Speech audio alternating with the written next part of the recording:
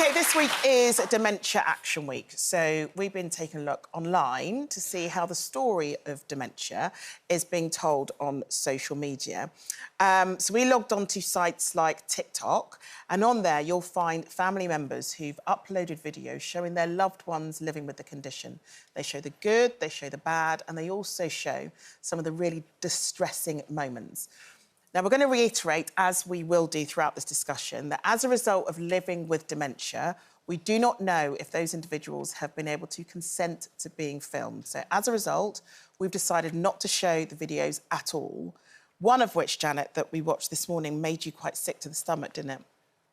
Yes, I'd not heard about this kind of trend, and the producer sent me 3 TikTok videos of people talking to, I assume, their close relatives who are clearly not fully understanding what's going on.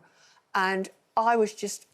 My first reaction was rage, and my second reaction was nausea. I just felt it was obscene to objectify and portray someone who can't speak for themselves, isn't aware of the implications of what's going on, we don't know, as you said earlier, that any of these people in these films have given their permission or, at the very least, power of attorney, i.e. their consent, to the person filming them. And I just think, are these people being posted so the person doing it will get more likes, more followers or whatever?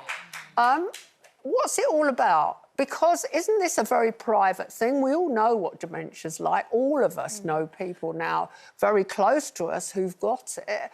What is it achieving? It makes me very queasy. Some have argued that what it has done is highlighted the real effects of dementia and what it's like if you're a carer looking after somebody who has dementia. And it can be very distressing. And for those who have had no connection with dementia whatsoever, they don't really understand the realities of it. And if you have a colleague at work who's working and also a carer, how do you really know what they're going through? Well, Charlene, I know you have to say all that, but do you really believe it? Well, I just think that not everybody will see that they're doing something not great to their loved ones.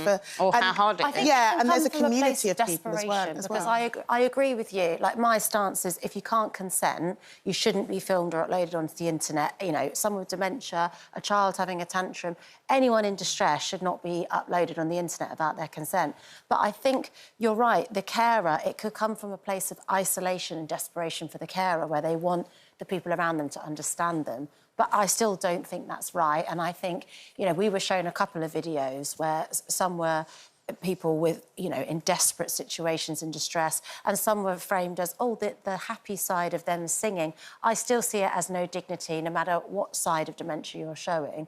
That person doesn't know that all these strangers are going to view them like that. Your mum lived with dementia? Yeah. My mum had Alzheimer's, and I have to say that, obviously, for me, whenever I was with my mum, and she had the very angry, volatile form of dementia for somebody who was very placid, normally. The last thing I would have thought of doing in any form was to go, I must get my phone out and film her doing this. Yeah.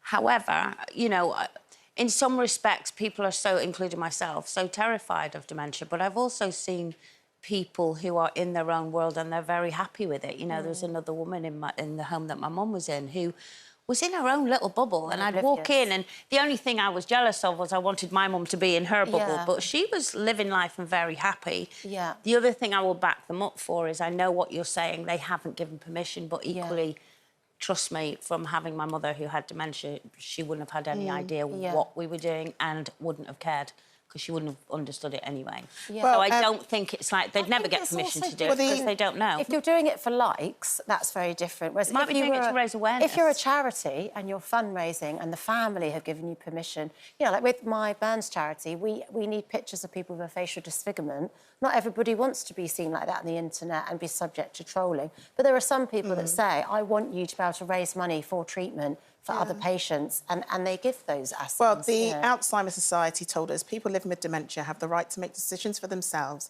as long as they have the mental capacity to do so.